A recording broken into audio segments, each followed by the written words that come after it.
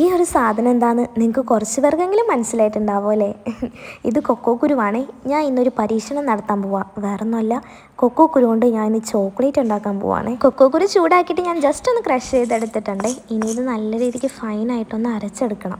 ഇത് ഞാൻ യൂട്യൂബിൽ കണ്ടിട്ടൊന്നും ഉണ്ടാക്കുകയല്ല, ജസ്റ്റ് ഞാൻ ഉണ്ടാക്കി ട്രൈ ചെയ്ത് നോക്കുവാണ്. ആദ്യം ആ കൊക്കോ ഒന്ന് നല്ല രീതിക്ക് പൊടിച്ചെടുക്കുന്നുണ്ട്. അതിലേക്ക് ഞാൻ ബൺമസ്ക് ഉണ്ടാക്കിയിട്ട് ബാലൻസ് വന്ന ബട്ടറും അതിൻ്റെ ആ ഒരു ഇതുമാണ് ഞാൻ ആഡ് ചെയ്യുന്നത്.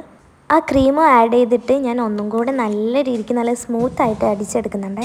അങ്ങനെ നല്ല രീതിക്ക് സ്മൂത്തായിട്ട് അടിച്ചെടുത്തിട്ട് ഏകദേശം പ്രതീക്ഷിച്ച പോലെയൊക്കെ സാധനം വന്നിട്ടുണ്ട്.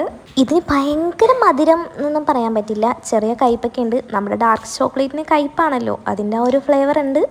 എന്നാലും ഞാൻ പ്രതീക്ഷിച്ച ആ ഒരു ടേസ്റ്റൊക്കെ വന്നിട്ടുണ്ട്.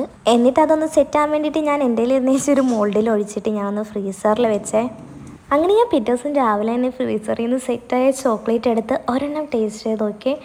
കുഴപ്പമില്ല, തരക്കേടില്ലാത്ത ടേസ്റ്റ് ഉണ്ടായി, നല്ലതായിരുന്നു. അപ്പോൾ ഇത്രയൊക്കെയുള്ള ഇന്നത്തെ വീഡിയോ. അപ്പോൾ ശരി, ടാറ്റാ.